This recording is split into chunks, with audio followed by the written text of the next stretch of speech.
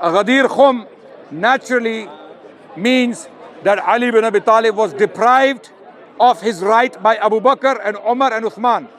That's the Shia narrative.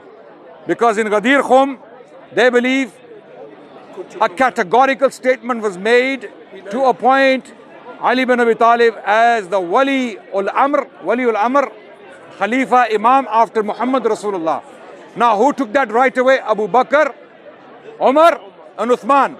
So that makes them kuffar. That makes them kuffar. They are the greatest culprits. If you ask a Shi'i, who is greater, kafir, Fir'aun or Abu Bakr and Umar, they will think about it.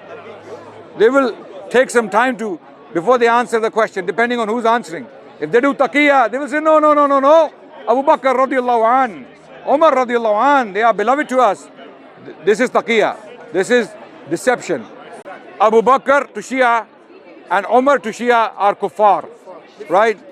For some reason, Hassan, who is an eyewitness of Siffin, and he knows about Ghadir Khum. He knows what happened in Ghadir Khum and what was the aftermath and what was the following history. He names his children Abu Bakr and Umar. He names his children Abu Bakr and Umar, confirmed by their own scholars, Sheikh Mufid. He confirms that Hassan named one of his sons Abu Bakr.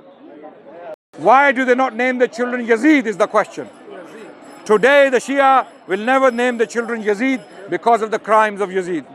But how comes Hassan and Ali both named their children? Ali named 3 of his sons, Abu Bakr, Umar, Uthman, Allahu Akbar.